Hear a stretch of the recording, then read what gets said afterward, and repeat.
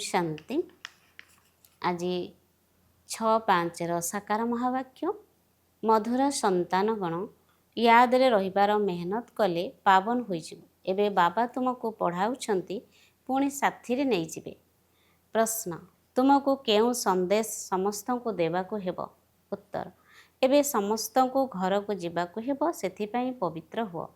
पतित पावन बाबा कहउछंती मोते याद कले पवित्र होइजिबो। एही संदेश समस्त को दियो। बाबा निजर परिचय तुम संतान मानकु देइछंती। एबे तुमर कर्तव्य हेउछि बाबा को प्रत्यक्ष करिबा। कुहा जाय मध्य सन सोज फादर पुत्र पितांकर प्रत्यक्षता करिथाय। गीत मरना तेरी गली में जिना तेरी गली में। ओम शांति ओम शांति। पिला माने गीतर अर्थ शुणिले जे बाबा आमे आपणक रुद्रमालारे गुंथा हेबु। एही गीत तो भक्ति मार्ग रे रचना करा जायछि।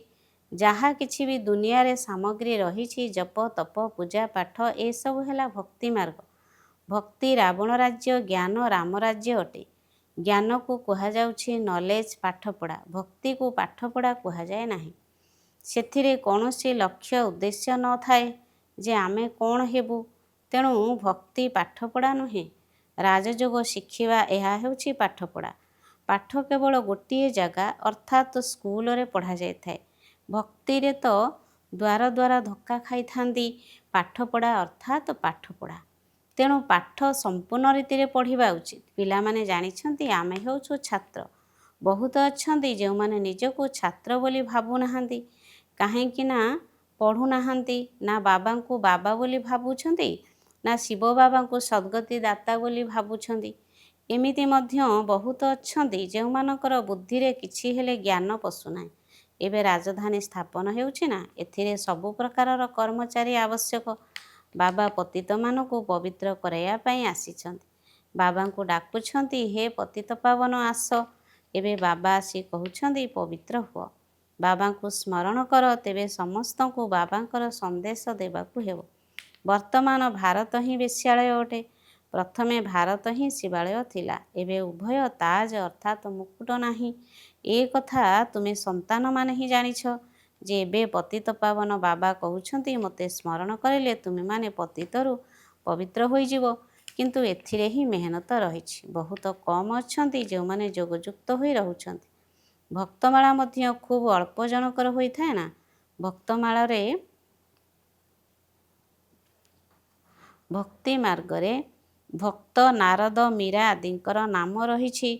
एमानक मध्यरु समस्त त आसी पढ़िबे नाही। कल्प पूर्वरु जे माने पढ़िथिले सेई माने ही आसुछंती। से माने कहउछंती बाबा आमे राजयोगर पाठ पढ़िबा पई एही जोगर यात्रा करिबा पई आपणक सहित कल्प पूर्वरु मध्य मिसिथिलु। एबे बाबा तुम मानकु परमधाम घर को नहीं जिबा पई आछंती। बुझाउछंती जे तुम मानकर आत्मा एबे पतित होई जाइछि। सेथिपई डाकुछ जे आसी आमको पवित्र करांतु। एबे बाबा कहउछंती मोते स्मरण कर पवित्र हुओ। बाबा एबे पाठ पढ़ाउछंती पुणी साथी रे मध्य नहीं जिबे। तेणु पिलामानकर बहुत आंतरिक खुशी रहिबा उचित। बाबा पाठ पढ़ाउछंती कृष्ण को बाबा बोली कुहा जिवो नाही। कृष्ण को पतित पावन बोली मध्य कुहा जाई परिबो नाही। ए कथा काहाकु मध्य जणा नाही जे बाबा काहाकु कुहा जाउछि एवं से ज्ञान किपरि देउछंती। ए कथा केवल तुमे माने ही जानुछ। बाबा निजर परिचय केवल पिला मानकु ही देउछंती। नुआ नुआ काहा सहित बाबा मिसी पारिबे नाही। बाबा कहउछंती सनसोज फादर पिला माने ही बाबांकर प्रत्यक्षता करिवे। बाबांकर काहा सहित मध्य मिसिबा कथा हेबार नाही।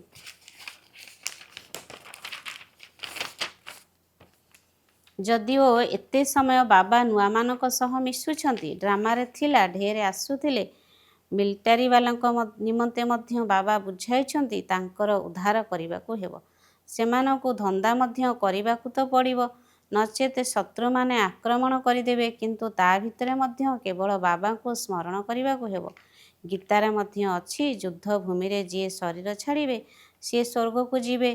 किंतु एपरि तो केही जाई परिबे नाही। स्वर्गर स्थापनाकर्ता मध्य जेतेबेले आसिबे सेतेबेले ही जिबे।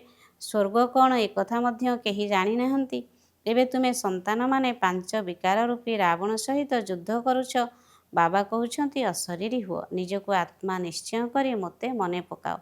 ଏକଥା ଆଉ କେହି ବି କହିପାରିବେ ନାହିଁ। ସର୍ବଶକ୍ତିମାନ ଏକମାତ୍ର ବାବାଙ୍କ ବ୍ୟତୀତ ଆଉ କାହାକୁ କୁହାଯାଇପାରିବ ନାହିଁ। ବ୍ରହ୍ମା ବିଷ୍ଣୁ ଶଙ୍କରଙ୍କୁ ମଧ୍ୟ ଶ୍ରୀ କୁହାଯାଇପାରିବ ନାହିଁ। ସର୍ବଶକ୍ତିମାନ ହେଉଛନ୍ତି ଏକମାତ୍ର ବାବା। ୱାର୍ଲଡ ଅଲମାଇଟି ଅଥରିଟି, ଜ୍ଞାନର ସାଗର ଏକମାତ୍ର ବାବାଙ୍କୁ କୁହାଯାଉଛି। ସାଧୁ ସନ୍ଥ ଆଦି ଶାସ୍ତ୍ରର ଅଥରିଟି ଅଟନ୍ତି। ତାଙ୍କୁ ଭକ୍ତିର ଅଥରିଟି କୁହାଯାଇପାରିବ ନାହିଁ। ସେମାନେ ଶାସ୍ତ୍ରର ଅଥରିଟି ଅଟନ୍ତି। ସେମାନଙ୍କର ସବୁକିଛି ଶାସ୍ତ୍ର ଉପରେ ଆଧାରିତ। ଭାବୁଛନ୍ତି ଯେ ଭକ୍ତିର ଫଳ ଭଗବାନଙ୍କୁ ଦେବାକୁ ହେବ। ଭକ୍ତି କେବେ ଆରମ୍ଭ ହେଲା, କେବେ ପୂରା ହେବ, ଏକଥା କିଛି ବି ଜଣା ନାହିଁ। ଭକ୍ତମାନେ ଭାବୁଛନ୍ତି ଭକ୍ତି ଦ୍ୱାରା ଭଗବାନ ରାଜି ହେବେ। ଭଗବାନଙ୍କ ସହିତ ମିଶିବା ପାଇଁ ଇଚ୍ଛା ରହିଥାଏ, କିନ୍ତୁ ସେ କାହାର ଭକ୍ତି ଦ୍ୱାରା ରାଜି ହେବେ? ନିଶ୍ଚୟ ତାଙ୍କର ହିଁ ଭକ୍ତି କଲେ ରାଜି ହେବେ ନା। ଯଦି ତୁମେମାନେ ଶଙ୍କରଙ୍କର ଭକ୍ତି କରିଲ, ତେବେ ବାବା କିପରି ରାଜି ହେବେ? କ'ଣ ହନୁମାନଙ୍କୁ ଭକ୍ତ କରିଲେ ବାବା ରାଜି ହେବେ? ସେଥିରେ କେବଳ ସାକ୍ଷାତକାର ହୋଇଥାଏ, ବାକି କିଛି ହେଲେ ପ୍ରାପ୍ତି ହୁଏ ନାହିଁ। ବାବା କହୁଛନ୍ତି ଯଦିଓ ମୁଁ ସାକ୍ଷାତକାର କରାଉଛି, କିନ୍ତୁ ଏପରି ନୁହେଁ ଯେ ମୋ ସହିତ ଆସି ମିଶିବେ। ନା, ତୁମେମାନେ କେବଳ ମୋ ସହିତ ମିଶୁଛ। ଭକ୍ତ ଭଗବାନଙ୍କ ସହିତ ମିଶିବା ପାଇଁ ଭକ୍ତି କରିଥାନ୍ତି। କହନ୍ତି ଜଣା ନାହିଁ କି ଭଗବାନ କେଉଁ ରୂପରେ ଆସି ମିଶିବେ, ସେଥିପାଇଁ ଏହାକୁ ଅନ୍ଧଶ୍ରଦ୍ଧା କୁହାଯାଏ। ଏବେ ତୁମେମାନେ ବାବାଙ୍କ ସହିତ ମିଶୁଛ। ଜାଣିଛ ଯେ ନିରାକାର ବାବା ଯେତେବେଳେ ଶରୀର ଧାରଣ କରିବେ, ତେବେ ଯାଇ ନିଜର ପରିଚୟ ଦେବେ ଯେ ମୁଁ ତୁମର ପିତା ଅଟେ। 5000 ବର୍ଷ ପୂର୍ବରୁ ମଧ୍ୟ ମୁଁ ତୁମମାନଙ୍କୁ ରାଜ୍ୟଭାଗ୍ୟ ଦେଇଥିଲି। ପୁଣି ତୁମମାନଙ୍କୁ 84 ଜନ୍ମ ନେବାକୁ ପଡ଼ିଲା। ଏହି ସୃଷ୍ଟିଚକ୍ର ଘୂରି ଚାଲିଛି। ଦ୍ୱାପର ପରେ ହିଁ ଅନ୍ୟ ଧର୍ମ ସବୁ ଆସିଥାନ୍ତି। ସେମାନେ ନିଜ ନିଜର ଧର୍ମ ସ୍ଥାପନା କରୁଛନ୍ତି। ଏଥିରେ କୌଣସି ବଡ଼ପଣର କଥା ନାହିଁ। ଏଥିରେ କାହାର ହେଲେ ବଡ଼ପଣିଆ ନାହିଁ। ବାବା ଆସି ପ୍ରବେଶ କଲେ ହିଁ ବ୍ରହ୍ମାଙ୍କର ମହିମା ହେବ, ନଚେତ ଇଏ ମଧ୍ୟ ନିଜର ଧନ୍ଦା ଆଦି କରୁଥିଲେ। ଏହାକୁ ମଧ୍ୟ ଜଣା ନଥିଲା ଯେ ମୋ ଭିତରେ ଭଗବାନ ଆସିବେ। ବାବା ତାଙ୍କ ଶରୀରରେ ପ୍ରବେଶ କରି ବୁଝାଇଲେ କିପରି ମୁଁ ଏହାଙ୍କଠାରେ ପ୍ରବେଶ କଲି, କିପରି ଏହାଙ୍କୁ ଦେଖାଇଲି ମୋର ସବୁକିଛି ତୁମର ଏବଂ ତୁମର ସବୁ ମୋର। ସବୁକିଛି ଦେଖିନିଅ। ତୁମେ ମୋର ସହଯୋଗୀ ହେଉଛ, ତେଣୁ ନିଜର ତନ ମନ ଧନ ବଦଳରେ ତୁମକୁ ଏସବୁ ମିଳିବ। ବାବା କହୁଛନ୍ତି ମୁଁ ସାଧାରଣ ଶରୀରରେ ପ୍ରବେଶ କରୁଛି, ଯିଏ ନିଜର ଜନ୍ମକୁ ମଧ୍ୟ ଜାଣିନାହାନ୍ତି। କିନ୍ତୁ ମୁଁ କେବେ ଆସୁଛି, କିପରି ଆସୁଛି, ଏକଥା କାହାକୁ ବି ଜଣା ନାହିଁ। ଏବେ ତୁମେମାନେ ଦେଖୁଛ ସାଧାରଣ ଶରୀରରେ ବାବା ଆସିଛନ୍ତି। ଏହାଙ୍କ ଦ୍ୱାରା ଆମକୁ ଜ୍ଞାନ ଏବଂ ଯୋଗ ଶିଖାଉଛନ୍ତି। ଜ୍ଞାନ ତ ବହୁତ ସହଜ ଅଟେ। ନର୍କର ଦ୍ୱାରା ବନ୍ଦ ହୋଇ ସ୍ୱର୍ଗର ଫାଟକ କିପରି ଖୋଲୁଛି, ଏକଥା ମଧ୍ୟ ତୁମେମାନେ ଏବେ ଜାଣୁଛ। ଦ୍ୱାପରରେ ରାବଣ ରାଜ୍ୟ ଆରମ୍ଭ ହୋଇଥାଏ, ଅର୍ଥାତ୍ ନର୍କର ଦ୍ୱାର ଖୋଲିଥାଏ। ନୂଆ ଏବଂ ପୁରୁଣା ଦୁନିଆରୁ ଅଧା ଅଧା ରଖାଯାଇଛି। ଏବେ ବାବା କହୁଛନ୍ତି ମୁଁ ତୁମମାନଙ୍କୁ ପତିତରୁ ପାବନ ହେବାର ଯୁକ୍ତି ବତାଉଛି, ଏବଂ ତାହା ହେଲେ ବାବାଙ୍କୁ ଯେତେ ସ୍ମରଣ କରିବ, ତେବେ ଜନ୍ମ ଜନ୍ମାନ୍ତରର ପାପ ନାଶ ହୋଇଯିବ। ଏହି ଜନ୍ମର ପାପ ମଧ୍ୟ ବାବାଙ୍କୁ ଜଣାଇବାକୁ ହେବ। ସମସ୍ତଙ୍କର ସ୍ମୃତିରେ ମଧ୍ୟ ରହିଥାଏ ଯେ ମୁଁ କି ପାପ କରିଛି, କ'ଣ କ'ଣ ସବୁ ଦାନ ପୁଣ୍ୟ କରୁଛି। ବ୍ରହ୍ମାଙ୍କୁ ନିଜର ପିଲାବେଳର କଥା ଜଣାଅଛି ନା। ଶ୍ରୀକୃଷ୍ଣଙ୍କର ନାମ ହିଁ ହେଉଛି ଶ୍ୟାମଳ ଏବଂ ଗୋରା ଶ୍ୟାମ ସୁନ୍ଦର, କିନ୍ତୁ ଏହାର ଅର୍ଥ କେବେ ବି କାହାର ବୁଦ୍ଧିରେ ଆସିପାରିବ ନାହିଁ। ତାଙ୍କର ନାମ ହିଁ ହେଉଛି ଶ୍ୟାମ ସୁନ୍ଦର, ତେଣୁ ଚିତ୍ରରେ ତାଙ୍କୁ କଳା କରିଦେଇଛନ୍ତି। ରଘୁନାଥ ମନ୍ଦିରରେ ଦେଖିବ, ସେଠାରେ ମଧ୍ୟ ତାଙ୍କର କଳା ଚିତ୍ର। ହନୁମାନଙ୍କ ମନ୍ଦିରରେ ଦେଖ, ତେବେ ସମସ୍ତଙ୍କୁ କଳା କରିଦେଇଛନ୍ତି, କାରଣ ଏହା ହେଉଛି ପତିତ ଦୁନିଆ। ଏବେ ତୁମ ସନ୍ତାନମାନଙ୍କର ଚିନ୍ତା ରହିଛି ଯେ ଆମେ ଶ୍ୟାମଳରୁ ସୁନ୍ଦର କିପରି ହେବୁ।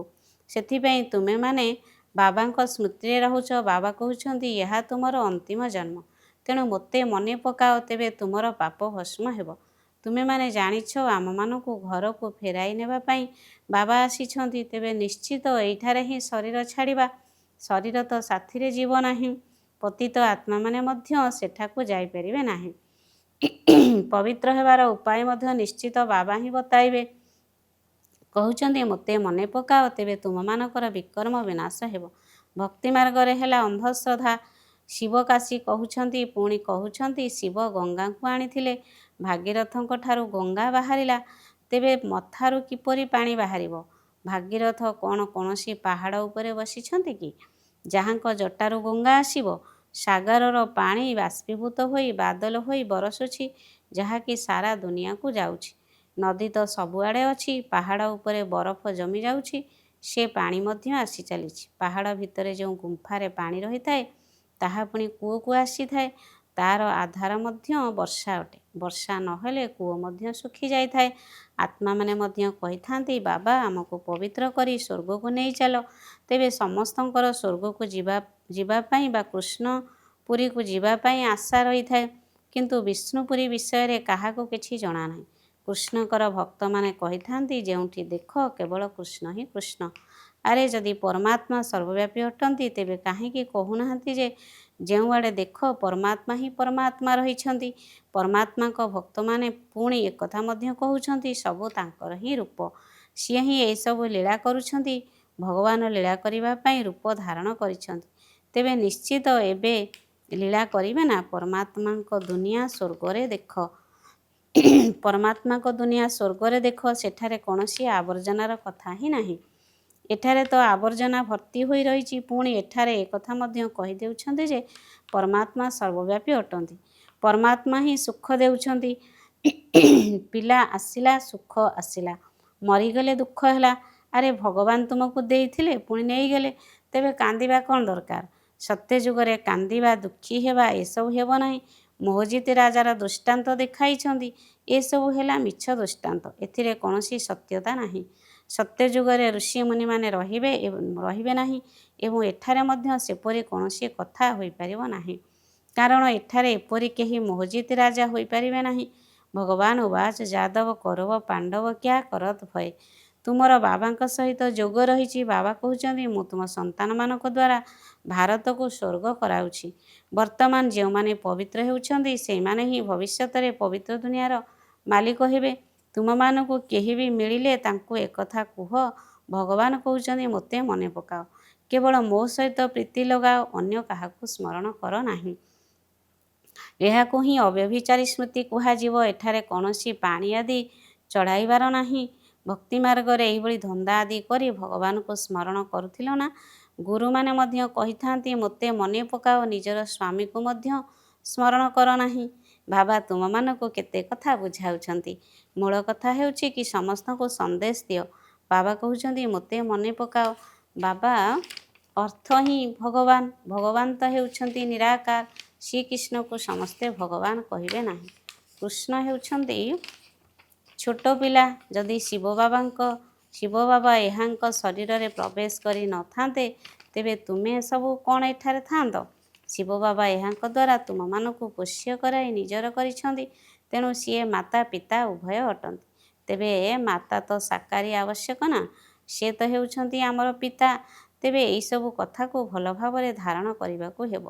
ତୁମେ ସନ୍ତାନମାନଙ୍କୁ କେବେ ବି କୌଣସି କଥାରେ ଝାଉଁଳି ଯିବା ଉଚିତ ନୁହେଁ। ଏହି ପାଠପଢ଼ାକୁ କେବେ ବି ଛାଡ଼ିବା ଉଚିତ ନୁହେଁ। କେତେକ ସନ୍ତାନ ସଙ୍ଗ ଦୋଷରେ ଆସି ରୁଷି ଯାଉଛନ୍ତି ଏବଂ ନିଜ ଘରେ ପାଠଶାଳା ଖୋଲି ଦେଉଛନ୍ତି। ଯଦି ପରସ୍ପର ମଧ୍ୟରେ ଲଢ଼େଇ ଝଗଡ଼ା କରି ନିଜର ପାଠଶାଳା ଖୋଲିବେ, ତେବେ ମୂର୍ଖପଣିଆ ହେବ। ଯିଏ ରୁଷି ଯାଉଛନ୍ତି ସିଏ ପାଠଶାଳା ଖୋଲିବାର ଯୋଗ୍ୟ ହିଁ ନୁହନ୍ତି। ଏହିଭଳି ଦେହ ଅଭିମାନ ତୁମର ଚଳିବ ନାହିଁ, କାହିଁକି ନା ବୁଦ୍ଧିରେ ତ ଶତ୍ରୁତା ରହିଛି। ତେଣୁ ସିଏ ମନେ ପଡ଼ିବେ ଏବଂ କାହାକୁ କିଛି ହେଲେ ବୁଝାଇ ପାରିବ ନାହିଁ।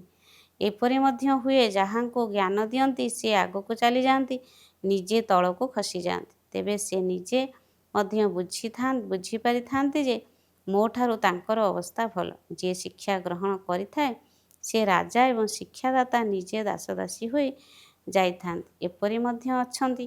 ତେବେ ବର୍ତ୍ତମାନ ପୁରୁଷାର୍ଥ କରି ବାବାଙ୍କ ଗଳାରେ ହାର ହେବାକୁ ପଡ଼ିବ। ବାବା ବଞ୍ଚି ଥାଉଁ ଥାଉଁ ମୁଁ ଆପଣଙ୍କର ହୋଇଛି, କାରଣ ଯୋଗ ବଳ ଦ୍ୱାରା ହିଁ ବେଡ଼ା ପାରି ହେବ। ଆଚ୍ଛା, ମିଠା ମିଠା ଶିଖିଲେ ଦେ ସନ୍ତାନମାନଙ୍କ ପ୍ରତି ମାତା ବାପଦାଦାଙ୍କର ମଧୁର ସ୍ନେହ ସମ୍ପନ୍ନ ଶୁଭେଚ୍ଛା ଏବଂ ସୁପ୍ରଭାତ। ଆତ୍ମିକ ପିତାଙ୍କର ଆତ୍ମିକ ସନ୍ତାନମାନଙ୍କୁ ନମସ୍ତେ। ଆତ୍ମିକ ସନ୍ତାନମାନଙ୍କର ଆତ୍ମିକ ମାତା ପିତାଙ୍କୁ ନମସ୍ତେ ନମସ୍ତେ ନମସ୍ତେ। ଧାରଣା 1 ନମ୍ବର। କେବେ ହେଲେ କୌଣସି କଥାରେ ଝାଉଁଳି ପଡ଼ ନାହିଁ। ପରସ୍ପର ମଧ୍ୟରେ ରୁଷି ପଢ଼ା ଛାଡ଼ିଦେବା ଅନୁଚିତ ନୁହେଁ। ଶତ୍ରୁତା କରିବା ମଧ୍ୟ ଦେହ ଅଭିମାନ ଅଟେ। ସଙ୍ଗ ଦୋଷରୁ ନିଜକୁ ବହୁତ ସମ୍ଭାଳିବାକୁ ହେବ। ପବିତ୍ର ହୋଇ ନିଜର ଚଳଣି ଦ୍ୱାରା ବାବାଙ୍କର ପ୍ରତୀକ୍ଷତା କରିବାକୁ ହେବ। 2 ନମ୍ବର। ପ୍ରୀତି ବୁଦ୍ଧି ହୋଇ ଏକ ବାବାଙ୍କର ଅବ୍ୟଭିଚାରୀ ୟାଦରେ ରହିବାକୁ ହେବ। ତନ ମନ ଧନ ଦ୍ୱାରା ବାବାଙ୍କର କାର୍ଯ୍ୟରେ ସହଯୋଗୀ ହେବାକୁ ପଡ଼ିବ। ଆଜିର ବରଦାନ। ନ୍ୟାରା ଏବଂ ପ୍ୟାରା ହେବାର ରହସ୍ୟକୁ ଜାଣି ସର୍ବଦା ସନ୍ତୁଷ୍ଟ ରହୁଥିବା ରହସ୍ୟଯୁକ୍ତ ଆତ୍ମା ହୁଅ। ଯେଉଁ ପିଲାମାନେ ଘର ଗୃହସ୍ଥରେ ରହି ସବୁଥିରୁ ନ୍ୟାରା ଏବଂ ସମସ୍ତଙ୍କ ସହିତ ପ୍ୟାରା ହୋଇ ଚାଲିବାର ରାଜ ଅର୍ଥାତ୍ ରହସ୍ୟକୁ ଜାଣିଛନ୍ତି, ସେମାନେ ନିଜେ ମଧ୍ୟ ସର୍ବଦା ନିଜ ଉପରେ ସନ୍ତୁଷ୍ଟ ରହିଥାନ୍ତି ଏବଂ ନିଜର ଘର ଗୃହସ୍ଥକୁ ମଧ୍ୟ ସନ୍ତୁଷ୍ଟ ରଖିଥାନ୍ତି। ତା ସହିତ ସଚ୍ଚା ଦିଲ୍ ହୋଇଥିବା କାରଣରୁ ସାହେବ ବା ବାବା ମଧ୍ୟ ସର୍ବଦା ଦାତାଙ୍କ ଉପରେ ରାଜି ରହିଥାନ୍ତି। ଏହିଭଳି ସର୍ବଦା ରାଜି ରହୁଥିବା ରାଜଯୁକ୍ତ ପିଲାମାନଙ୍କୁ ନିଜ ପ୍ରତି ହେଉ ବା ଅନ୍ୟ କାହା ପ୍ରତି ମଧ୍ୟ ହେଉ କାହାକୁ ମଧ୍ୟସ୍ଥି କରିବା ବା କାହାଠାରୁ ସହଯୋଗ ନେବାର ଆବଶ୍ୟକତା ପଡ଼ିନଥାଏ, କାହିଁକିନା ସେମାନେ ନିଜର ଫୈସଲା ନିଜେ ନିଜେ ହିଁ କରିନିଅନ୍ତି। ସେଥିପାଇଁ ସେମାନଙ୍କୁ କୌଣସି କଥାରେ କାଜୀ ବା ଓକିଲ ବା ଜଜ୍ କରିବାର ଆବଶ୍ୟକତା ପଡ଼େ ନାହିଁ। ସ୍ଲୋଗାନ: ସେବା ଦ୍ୱାରା ଯେଉଁ ଆଶୀର୍ବାଦ ମିଳିଥାଏ, ସେହି ଆଶୀର୍ବାଦ ହିଁ ସୁସ୍ଥ ରହିବାର ଆଧାର ଅଟେ। ସେବା ଦ୍ୱାରା ଯେଉଁ ଆଶୀର୍ବାଦ ମିଳିଥାଏ, ସେହି ଆଶୀର୍ବାଦ ହିଁ ସୁସ୍ଥ ରହିବାର ଆଧାର ଅଟେ। ଅବ୍ୟକ୍ତ ଇସାରା: ଯେପରି ସ୍ଥୂଳ ଶରୀରରେ ନିଶ୍ୱାସ ପ୍ରଶ୍ୱାସ ଚାଲୁ ରହିବା ଆବଶ୍ୟକ ଅଟେ, ଶ୍ୱାସକ୍ରିୟା ନାହିଁ ତ ଜୀବନ ନାହିଁ, ସେହିପରି ବ୍ରାହ୍ମଣ ଜୀବନର ଶ୍ୱାସକ୍ରିୟା ହେଲା ପବିତ୍ରତା। 21 ଜନ୍ମର ପ୍ରାରବ୍ଧ ପ୍ରାପ୍ତ କରିବାର ଆଧାର ହେଲା ପବିତ୍ରତା।